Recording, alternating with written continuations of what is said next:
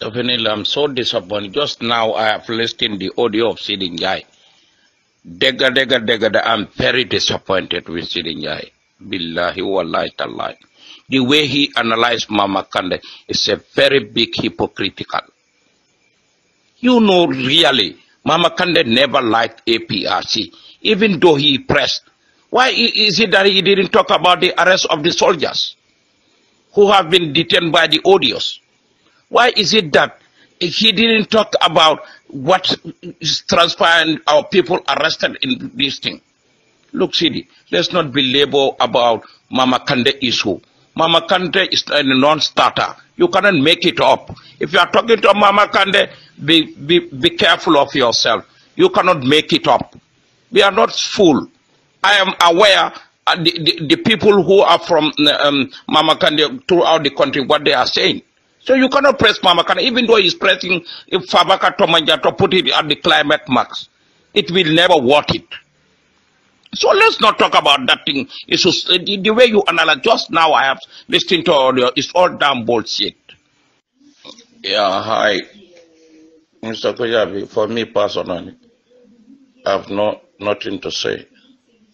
All what this is all about debating as far as the party is concerned. And whenever I'm doing it, I'm not talking like I'm talking as an executive member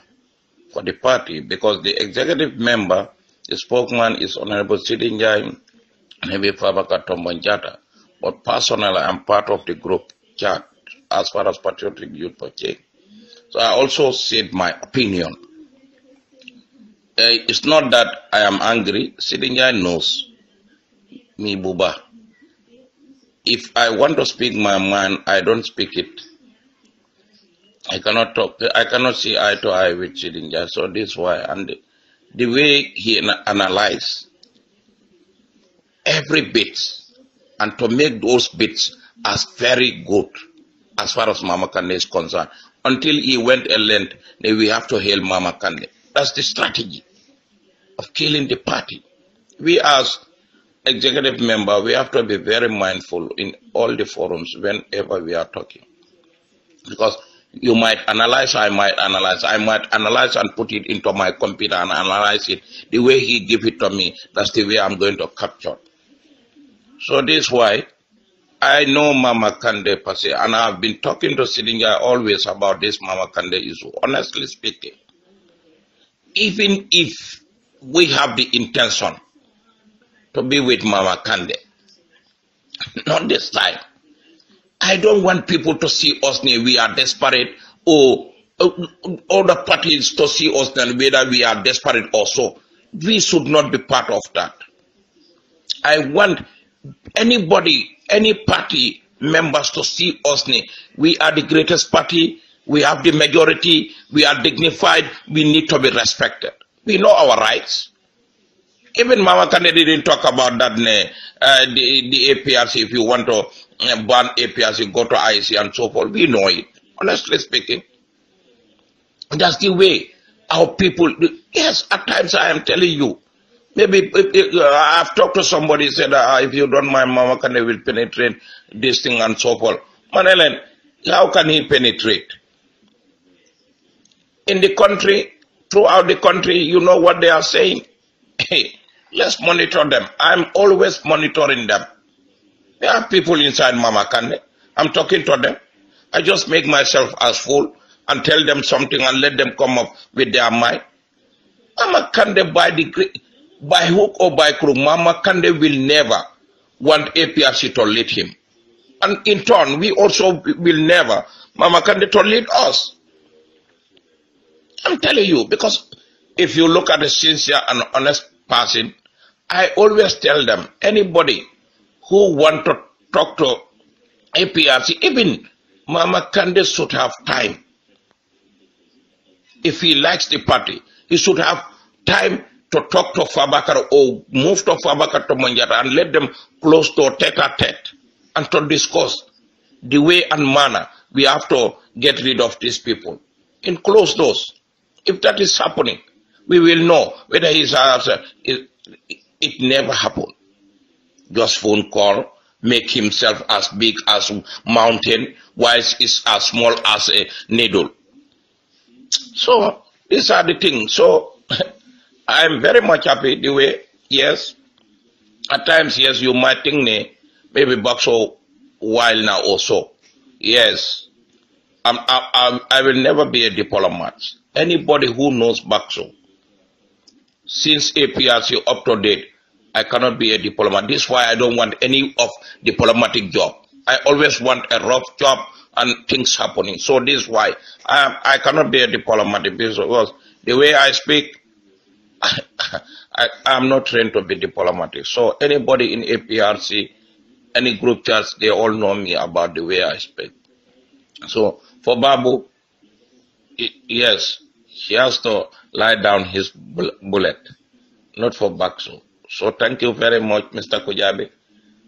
No hidden agenda as far as I'm concerned. I want this type of talkings. I always want ask anybody. So begin affair be said and as a Lego leg damade nyo matangal ko. You debate. Don't mind of Bakso executive member. We have to criticize each other to make the headway and to make the party better. So don't mind of Bakso also. Ask Babu. Ask anybody who knows me. I like this type. So thank God bless and protect you and protect the party, protect the patriotic youth for change, the way we analyze things to push ahead the party. I'm very much proud of you people. So God bless and thank you. So thank you, Alaji, for the cure. Well said. This is why I don't want to associate myself to Mama Kande. And I always tell Saleh Puyo and others, on the ground, what you have said, when these people are on the tour, just last week, with Ndenjai and others, they always go to APRC people, not any other areas, only APRC. And we are sitting here, we are even putting audios of Mama Kande in our forums. Mama Kande is not helping APRC. Mama Kande was planned to destroy APRC and change himself, and we cannot associate ourselves to Mama Kande. I am telling you this. It's all falsified by Mama Kande, and he thinks so big. He thought APRC should be under his domain. Neither he is under APRC domain. I am telling this why I never associate myself to any of Mama Kande. And I will never associate myself, because if Mama Kande is so serious as what is expected, even he didn't sit with anybody, but our party leader and him needs to sit down and talk. But he feels so big, he feels he can do without APRC, he feels he can influence the APRC minister. This is why, at the time we are starting in this rally, we said that we'll come out and triple Mama Kande people, for people to know that APRC militants are not with Mama Kande. This was, I'm telling you, for the cure, all what you have analyzed is the best. I am telling you, he want to use us for a headway, and it will never happen, sallahu, by the grace of the Almighty Allah. Either Mama Kande dance on APRC tune, or else it will be not. I always tell Puyi, I say that this store, for me, Bakari Jete, is only meant for Mama Kande, to destroy Mama Kande. Not either even this opposition, to destroy Mama Kande. Because Mama Kande want to finish us. He went to Janjambure, contact Malan Saibo. Malan Saibo, he knows that is APRC. He want to make Malan Saibo tax officer at that region. Look at that hypocrisy. And we are saying, Mama Kande APRC. No. Mama Kande is the most hypocrite leader so far in this country. Manikol kamem folam. Abukela nyang killing kono. Biaela nyando kono, somaela nyando kono. Or more fashion, inante mindful lateral, and you should not associate yourself to that type of person. So for the cure, thank you. May God bless you. May you always sit down and look and analyze concretively. I am telling you, I'm so happy. Even if you criticize me in a concretive way, I'll be very much happy. This is the way we can develop the party. In fact, if you look at the rally, he spoke in Fabakar's speech. He mentioned his name for one thing, to be solidarity with him. But he knows he elaborated more on we are a single majority party. We didn't associate to any party. If anybody tell you that we are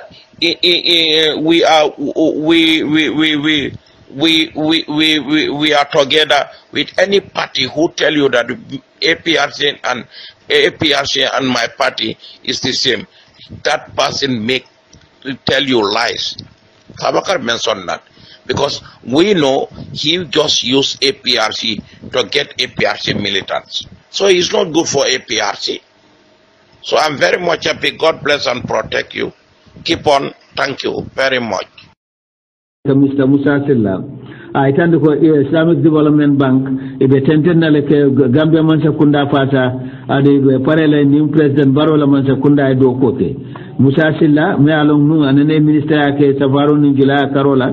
former regime Kodo. I knew Kumakangfon, Kachato, Aning, Star FM Lachio, Alpha Karaga, Mensado, Ala Cordato. Mr. Musa Silla, I atemul lonalati fankola karola adu akay ay londo karang France banko kan ada ay mola mem fana lonko londi ti balamu fankone na fulola karola me do ko ka palasi fanna jamato Gambia jang wol kono aketa senior economics di Central Bank of the Gambia me ala sanjitan lulu ke do ko la Central Bank anata do ko fananke Social Security abota auto ay do ko do fanankanu Radio Gambia janu tema ada nata do ko ke ECOWAS Abuja Nigeria ada do ko fananke United Nations ye Vienna Austria Banko kan ada do ko fanan amya lonko ay do ko dati an Islamic Development Bank during 2005 ada telemu nyaton koti memata Africa Tiliji Bankola anata ta sain ya tombon kake nyaton koti wo Islamic Development Bank kake nyaton ko kake kunton koti Africa be kunna anil Latin America bankolu do ya itandi fananko nyira musinya foloti ebe Gambia dingbe nyim makama batala o palace for lemba dunia kono nyoman soto Gambia dinglu kono Mr. Musa Silla ake Islamic Development Bank itandi ebe demaro kala Gambia la adila demaro iba kanne biring adibe tentenna o mako rotile bara nyi tanduko Islamic Development Bank yela man ya soto baka ninji ko soto President Baro la man sakunda tole menga lonko u fana mu harjeleti President Baro bro nyin kamala ala do kolu ala ftamel kala banko kan Musa Silla ay Islamic Development Bank la nyaton ko Africa ne Latin America ya nyinin ka fo ye do ko kutalle dati nyim banko kamba ayo jaba ko ako Islamic Development Bank ebe maso do ko kutoyele banko kan senola karola anim be am la do ko karola ada itandi ko Islamic Development Bank la president anabi anin banko anin Senegal fanana president ay ñojele ila capitalo to amamme anabi ay itandi ko Islamic Development Bank la president ay ñim fo president Baro ko ko be mansa kunda fasa la nyasio be nyama adi be president Baro ko mal ala bank ala mansa kunda ko male nyasio be nyama Mr. Silla ni laje fanan ko de silo me alon ka be do ko kan sukuta jambanjele silo membe do ko kan nyim tembe Islamic Development Bank la do ko wala membe kerim banko adi Islamic Development Bank wala ko do di ako Westfield kana sukuta silo men do kuta num wo fanan ko do bota Islamic Development Bank le bulu University of the Gambia ala campo men fele faraba bantan Islamic Development Bank dollar million tallu dundi wotole me alon ka bota Islamic Development Bank Mr. Silla itande fanko de do kol me alon koy be kan Islamic Development Bank Gambia jang nya totalo ko do kafu nyoma abitala fo dollar million kem woro nyong mel dati bilin num fokana men sayni bilin kunum fokana sayni ya ñinin ka fo ñi mansa kunda men be Gambia jang nin Gambia la fanko ayaje ñaadi le économie so adu lonnale mu membe ñaton côté Islamic Development Bank Africa and Latin America ay tandi ko de Gambia la fankobe tembo men to lahidi baadi ji adu akabe yirwalal fanan fanna jamala bari niyajibe wo mansa kunda men bi jannum ako tembo men ya jamela mansa kunda bi jannum gila balu anin safar lalu eke silantale pour kanela na fulo nati jang jama basilata fanko kela kodo dundi bank nyol to jang jama fang wo nafulti balu jama ba kela kodol mabo bantala bankol le la karola ako be silanyale o sabu ako bar say mo business manul anin investor melkela na fulo do kondi wandiya wol jama babe murkan nan Gambia jang adon be sabo keda e la maniyani dankene yamen soto president Adama Barrow la mansa kundato adum fanan ako dunia international community wala dunia jamaati o fanay la maniya soto president Barrow la mansa kundato le ko wala tinna tonya dunia fanay lanna ya soto president Barrow la mansa kundato le ani Gambia la fanko akabe bete akunnal doron kata nyato adullahi di babe Gambia la economy to kote ke ñi tandi fanan ko mole la manaya ni dankene amen soto ni mansa kunda kutoto kayri man silanda soto je adu man sika fanan soto ko yatinna Gambia la fanko be wulla bakele abe tariya la irwala bake Musa Silla tandi Star FM la si wala Alpha Karaga o kamala anata killo ko mansa kunda wato wati si molu bismillah mel parete na lela do masna fulo do kun la jang ay tandi ko president Barrow la mansa kunda abe sirwa ku jamale nat la jang ada killo ko molu bela koya kata ye sobeya lafa do koto ye tilila do kola a nyama bari nyin dorona muslati men satine sikaro ne yirwa natino bankoy Mr. Musa Silla ate wuluta tala alaji kinda silla di malam alaji kinda silla nala kilo bakan atele ke kawando ke sarkule kanto radio Gambia sanji jamala fanan ate Musa Silla wuluta jahalile Central River Region adum ake ay angale kan fu aka safe aka France kan fu aka safe aka arabu kan fu aka safe fanan ada ni Star FM radio ya congratulate ka kontom ate Musa Silla ay Gambia la bandero wulindi nyame nyato ke Gambia bandero wulindi santo fo Gambia din ketaw place makama bato ke Islamic Development Bank bela nyato kote mo fendo ani Latin America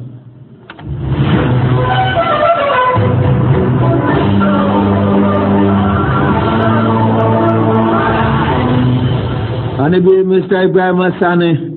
me alonko abe abota diaspora dun journalist wala mati wala killo ke UDP kanantol bela koyto kambending adu ye nyomuta fanan Mr. Sane nyi kuma kan fonu jumalum rally bato me alonko UDP kananteli jamama beta anin diaspora fanan melio benkili ata Ibrahim Sane anala kafo molle o benkili no Mr. Sane ay itandiko ako keto nyafo anin kalama ne fanna nyin doranam bati fenti me alon ko nenta boyla doto ay jayrodi patio nyaton ko la loya Ousainou Dabo fay UDP patio ke patio di moti nganya no menna ay killo ke UDP kanantol bela ko elo nyim patio ko mana nyaton ko hanabi ate nyim pati ay day nyi tandi fanan ko de UDP la nyaton ko Ousainou Dabo ako mola mu awo fanan ba kuma la tumo menna ay jayrodi ba ke Ibrahima Sane la anala kafo molu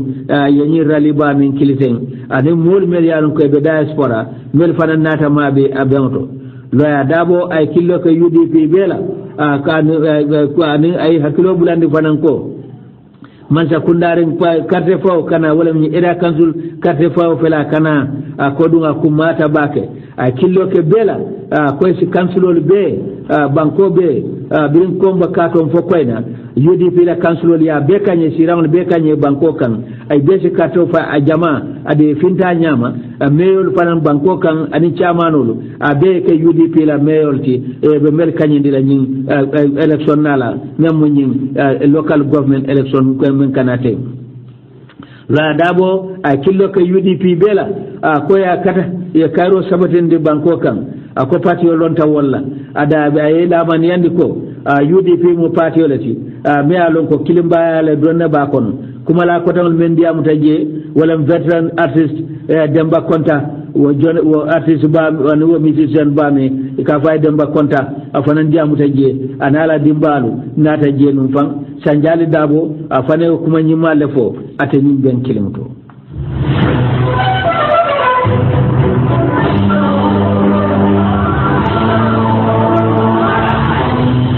Cannibal ba me alon ka keta burfutu ñila ay keta ñun tanglati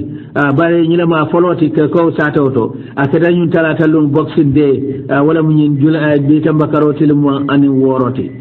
Chicago Fans Club ani la ñato bare lu ngal konton ka Bonheur Star FM radio do 96.6 men fele kombo sila daf New Joshua Highway ani Kaira FM radio men fele Kuloro ani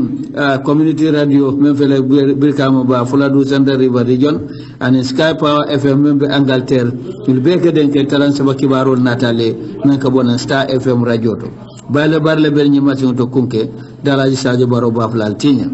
kibaro kunto me ala tele mu nyaton ko Islamic Development Bank mo findu ani Latin America bankoli Mr Musa Silla adi amta Star FM la COA albamo la IBM fo Gambela economy to ani Gambela koto albamo la fanan Mr Ibrahim Sane fana killo ka kambela UDP kananta wolo tema rally bato no yemen kanu bafa zone albamo la brufut fana yela cannibal foloke me alon ka diata baka duta fana albo kibaro sodala alba kibaro sodala fana damfa kunda UDP ila funding kewlu ya Usenu Dabo muta kafo famati diaspora yaya drame buba aisane ay first family konton sankutola adum fana dynamic sarakule association ye lumuta sayin ibela suto men kerkerla pour ado e ani molla ila ado e ani la taraku koto e ani kiba to malu bial do la moy la nyin talan saba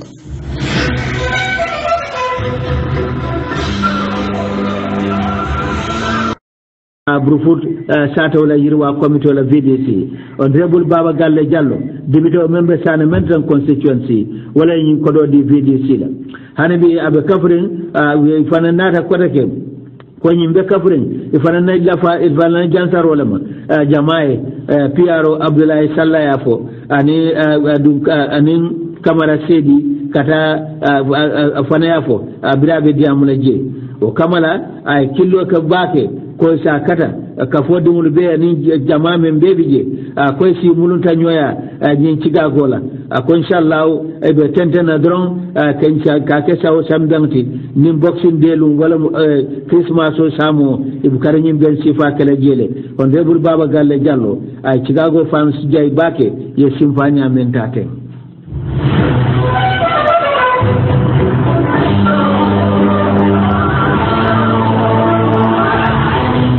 biyal bela moy kan talan saba kibaro la men ko bonale Star FM radio to 96.6 men fele kombo sila dive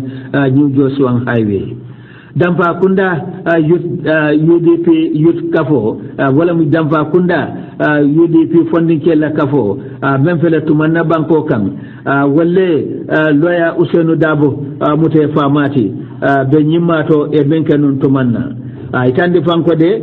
ko ila lannaya anim fasaro me alon ko ya didi UDP party wala wala ya tine yin kerkero ke loya Usenu Dabo mute famati ko ila kafode ya lo nyile kama ko pour que badi ya bambandi famfam anin kela do ko la nyokan kafdum lu tema kaje ko ya 100% support the UDP party wala ñi tandi ko fa bace dampa kunda youth kafo ila fondike kafo mo kemo wala mo tallul ani wora ba kafo kono hanabi ko ila katakol nin fa ani demaro ani lo nyame alon ko ba ke campagne yoy way hamende bake pour be tala d'accord ling fane nata be sonta ka loya Usenu Dabo tombo ka kela youth fondike kafo famati ko di ba lamani andi la ko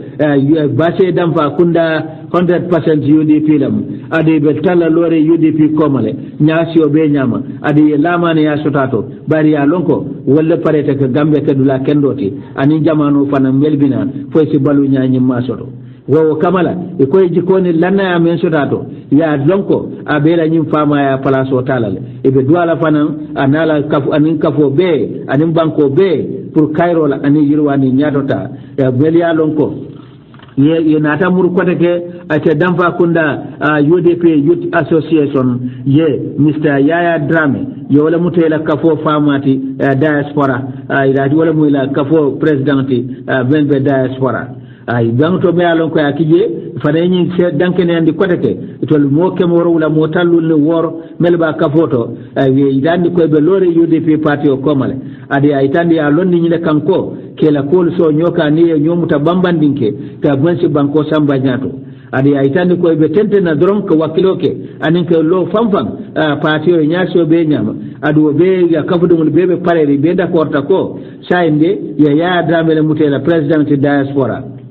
wo kamala yela lamani ay tande ko be UDP komal 100% adi ba fata la nyaaso be nyama ani dawoda fanan wo kamala e ko be tentu woni jaro tan la be ma fondin kewul be adi be duala fanan ke ya Drame ani UDP kafo be Cairo la ani banko be nyaata ni yirwa bala melia senya wala mu chamanoti may ikafa mam may sisati ila sisano alaji turelti ani kaf me jundu ba sise kata mobiliser ba Sekou Dramé ani nano fati musolla president ani musolla president karamo fati ani nano kebe ila advice bu nanding na dinding amba dinding jabi kata ani tunko sise alaji kamara wallem advice alti ila kumalalu wallem ba sawaneti ani mbanding ani mba dinding siseti PRO wallem Seydou Bayoti ani Sankun Cissé Omar Ndo Cissé ani Ibrahima Cissé o kamala alkalo alaji Bukar Cissé imam Bandin Dramé ani sato be alfalu koy be la kontrondo sinda dimbaya be ma ani UDP kanuntol be melbe Gambeja ani diaspora ko long live the UDP long live the Gambia Seydou Bayo kafo secretary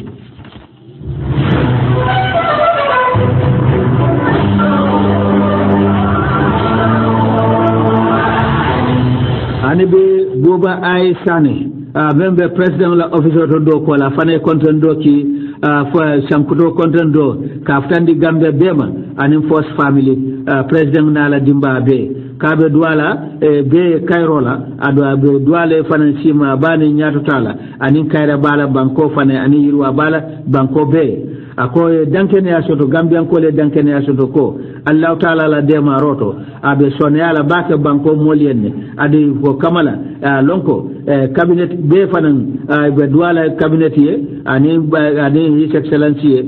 sankuta dimala be alon kon dunta ko no 2018 ado be jikirim fanan ko yirwa ku jamale be kala nyim banko kan man sola de maroto buba Aisha ne ay o kontondi sifa sindi bema ani do kulal men bebe Star FM radio to ay bele fanan konton sankuto la ni Gambian ko be buba Aisha ne office of the president state house Banjul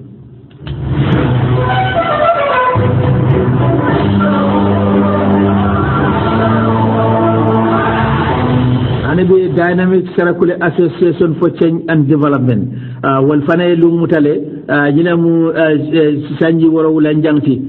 soninke cultural night wala mu sarakulu sutome ya kere ado ni ciosano Kilimando chairman board of directors Alhaji Bakase Koita ani Hajje Bani ko Sisoko ani entire executive ko ñinan sango ñila mu sanji woro wulanjangti soninke cultural night ya lu mutabe kele sibitole febar karotil saba ba kele Alliance Française même fele Kairaba Avenue programme coordinator honorable Papa Touré abe kumala tumomina kiba tala le jannabe ngtema membe kafren kafola amol ne natolma ye men soto wala mukela adol membe baluren ka kidimandi adin ka nyinyandi ako nyimu kere bennati men sarakulo ya mutabake alum ani ya lom kumayande bake ako dum mo wuri jama wala kana ka fenkaran anin ka faamu adol ni ciosanol melia lonko sarakulo ya soto ay tandi fanko da bengo ay be ada ku jamala kete je ani artisol fanambe mama na je tantan ko silal mel ya lon ko junjum me ya lon ko sar kulol la junjum be mama na jele den ki lalal be bola nan fo URR mel ya lon ko birin gambi sara ji mara kata da silame sandu garawol kantora kulari tumanna anin sabi kumbija base kata jahal madina membe central river region anin ado me alon kabe balorin sarakulo la ciosano ni ya wolunde ba itandila adon fanan ya itandu ko ibe tiataro kelaje momen to bota bake ka fay samba janke membe bola senegal o fanan be tiataro kelaje adon itandu ko be kumalaje ba alfalu ba kafo alfalu be diamula je iba itandila sonin kelu ba sarakulolu ila ke kendolu anin jata ya kul me yake la ciosano denkel lalal anin ado ana jalolu wal farambe kumol lalan de kila jenu jassa bwana wala mu loya Ousainou Dabote ye bunya to kilo kala batambella Minister of Justice ye bunya kilo ka Amad NK Bala Minister of Tourism and Culture ye bunya kilo ke dibitawlu bela anim fanan sarakula Youth Development Association ye be bunya to kilje so dinkara na me famun meha mundi na ma sembendi wal fana ye bunyato kilije ani UDP so nin kara ye be bunyato kilije ngomo labta kuma farenna 7480389 kili mba 9148878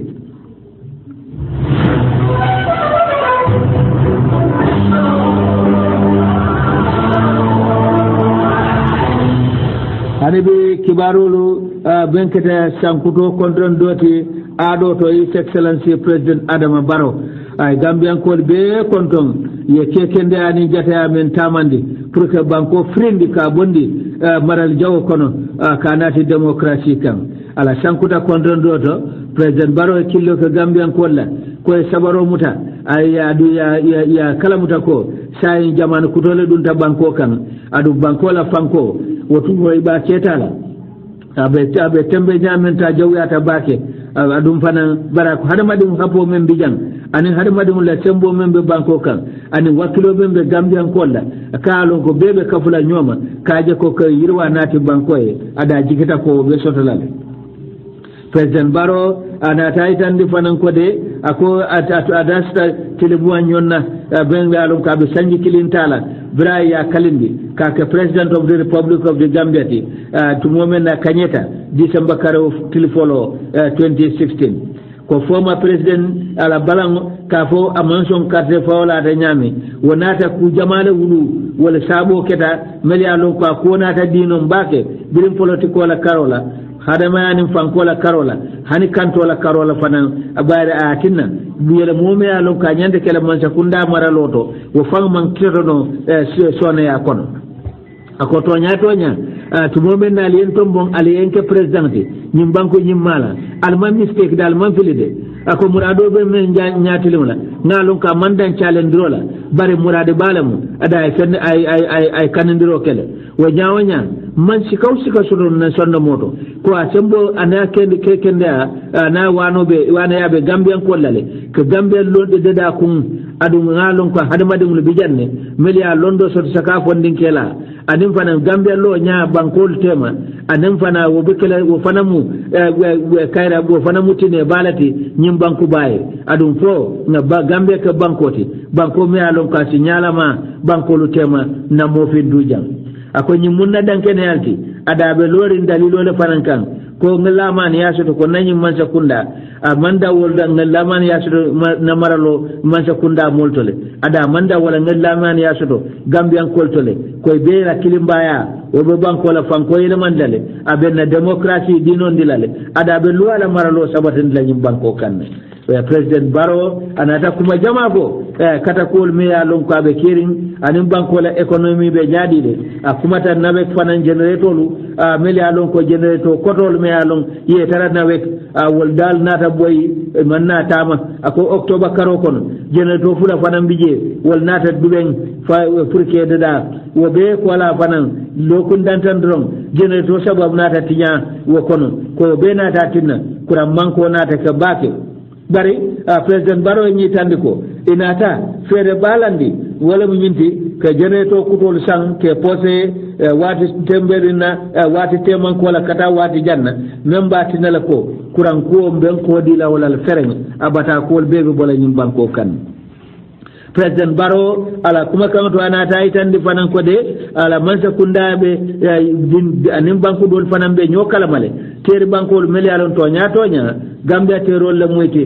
mel pareta ko banko fasa ada ni wol jama citale e kacate be banko la banko sandi no la nyaadile ay beta adum fanan e be sila kelale pour kaje ko ay kettine bati banko moli ada wota man sero fan ako findita birina démocratie to anim fanko la karola torola karola ay tandiko gilani safaro kidimata to bake bi toris bunda fanan nata sayin a nyafabe warle mbake tubabul mina kan torisol mina kan banko kan adum fanan yirwa ku jama fanan be kering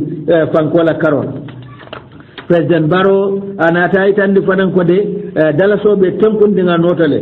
bring e precaro 2017 adum ko do me alonko banko be jikringala international reserve wo tumo be banko tala amman han karew timarin si marchandise sanno badala ko do men na membe laren ranke so kon bare nyin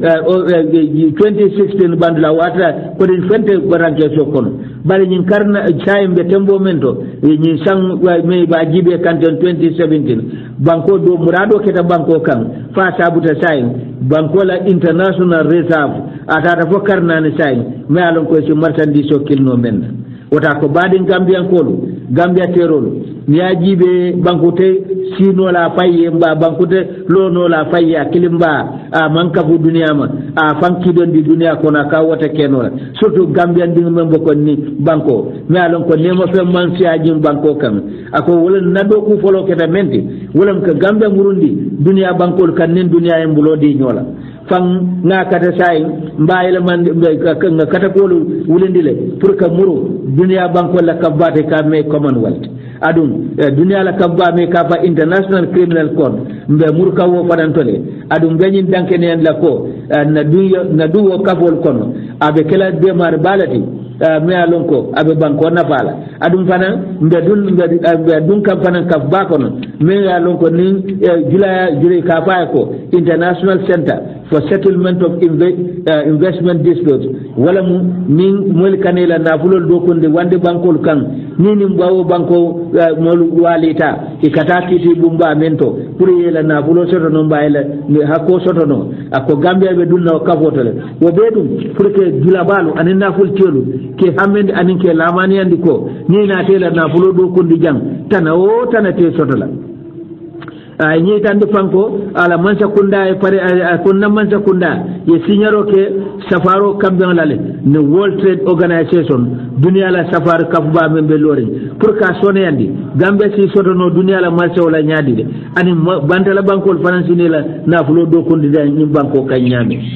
president baro ako badin gambian kolu na murundi mulle fofo pour fampo no tanate sotola na murundi fanan banko kan press freedom moyala kibar bundal fanan be fambul politic of fear wala politic o me alon ko silanda be kering ani hanyi baliya be kering ako man pala soto ko de kanyim banko kan president baro ay tandala sankuta diamoro ako sayende no men dundina wala mu kacati ani lankene mo kon na man sakunda be gambian ko bekil hammendila pour ye tar kalam tare adi ye dabula banko la koto wa ay tande fanko fondi kewde musolla dabulo démocratie tamando to banko kan wayo CDL adum mbe kiliro kala kibar bundal fananna ye ka kidmandi men si molu kacandi molu kacasi lo molu dambangol tema anin faamuro banko la koto wo bayatina la fanan adin kaje ko molu ye famfono ayela miracle fanan itandi tanate bento fanan ani be president baro ay tandi ko de ay fanna luluta me alon ka fango kerkere ala sondo motole pour kaje ko wo kole tama wole ke yirwa kolti banko kan fangle wol kerkere wo fanna lulo aka wala mu presidential priority wala ma sula kumma baladi wala ala president a jamano kono wala mu follow energy and infrastructure mala fenglu ani lor fenglu ko bungol ni silol ananyum potam agriculture wala mu seno bundati anin health wala jata kende anin loptanonti education londo la karola youth empowerment ka fondin kawlu sembentu ya anin tourism akonyin le mu bunda luloti apareta abo talale kaje ko we kole tamu ako atadanna wala dom ibukara yin kalale ada ba jelako ala mansa kunda yo natolu timmandi ye fansuma menna ba ye fansa si menna ako do ko be tamakan ne fan technical level wala mu bulma do kulal bo kan ay tan fanko de president e nyin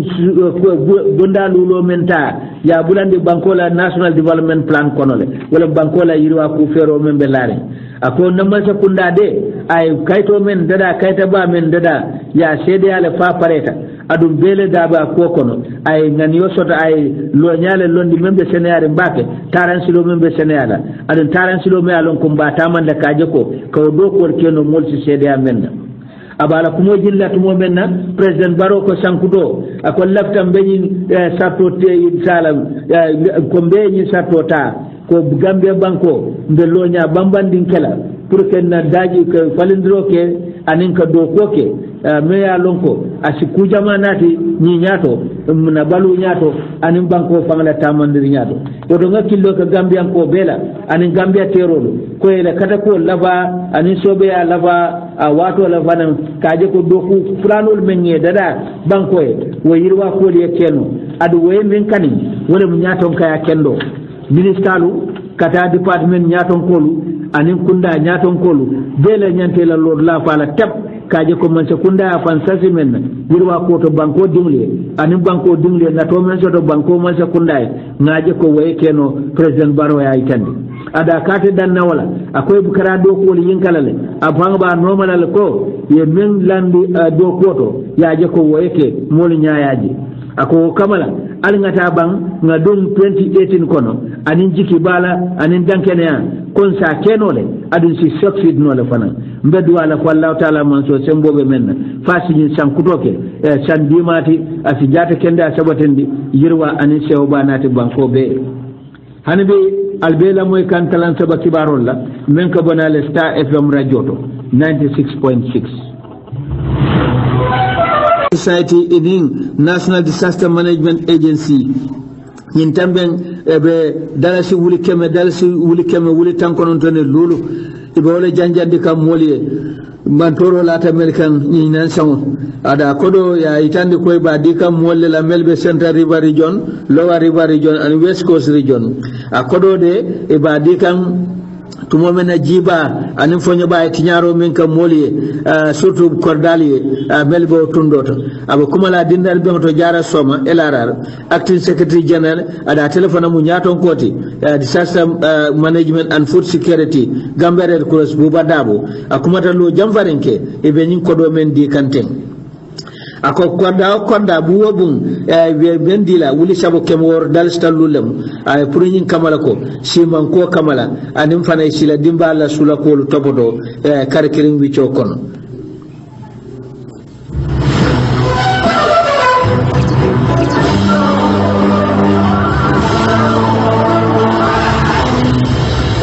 badenglo ay tande ko wato en so nyila la dron bareke kibar laban to dron signi tandal ko Iran banko fana mo konon to fata ñu suta tambila birin police wolu anin kantaro do kulalu birini mol selta dunta nyola melbe la balangi tande kanyila mo til woron jamti man sa kundala kibar bundal ya itande e ko sate dinkrame ka fa istafan woto fitno sembo wata je bake tinna momen fata je dol ko atatal fo momu anin fulanyo du ya itande fanko de la kotan sanji tandin kilin dindin do ya fo fatale kewdo fana ya fo ko fata to momen ay ni soldarol selta nyokan je bado on sha in sinata le kan kularol